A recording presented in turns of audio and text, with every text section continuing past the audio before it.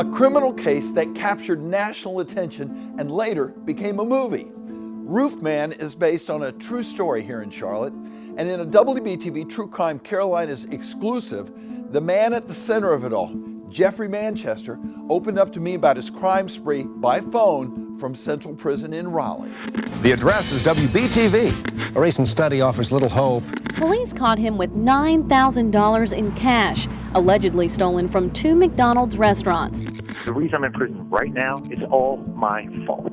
Charlotte first learned of Jeffrey Manchester more than 25 years ago. There was no justification for what I did. Police arrested this man, 28-year-old Jeffrey Manchester. In August 2000, the 28-year-old was arrested after breaking into and robbing a McDonald's restaurant in Belmont by cutting a hole in the roof.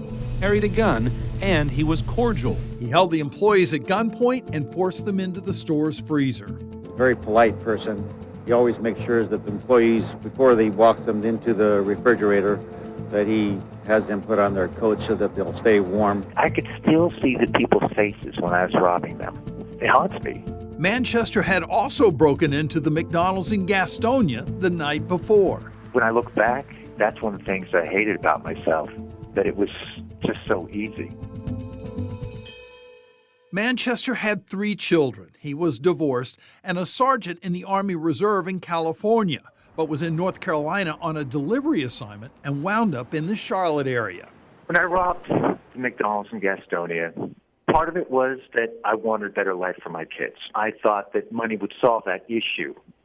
But this is the sad thing. I had a great job. But he must have known police were after him because when they caught him, he was hiding in the woods not far from his car. After his arrest, he admitted to the robberies, went to trial, was convicted, and sentenced to 45 years in prison. It really comes down to one thing. It was greed. I didn't need to do it. He eventually wound up at the Brown Creek Correctional Center in Polkton, just east of Charlotte.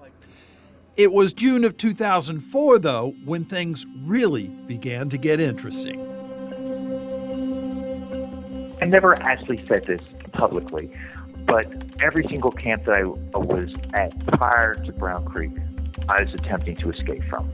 Escape he did by using tools from the prison shop where he worked. I was able to use those tools and equipment to modify one of the trucks to make a hiding spot underneath it. Once out, he made his way to Charlotte and the Toys R Us store, then on Independence Boulevard.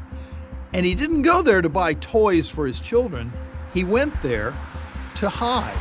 I knew months before I escaped from Brown Creek that I was going to the Toys R Us. And just from my experience taking my kids to Toys R Us, I figure everything I need would be in there. It just seemed like a perfect place. And it worked. Manchester fashioned a roughly 4 by 10 foot space behind a false wall in the store and literally made it his home. Well, living inside a Toys R Us, what was that like? Absolute bananas. Every day that went by, the more confident that I was. And that actually wasn't necessarily a good thing. I think eventually that overconfidence is what got me caught.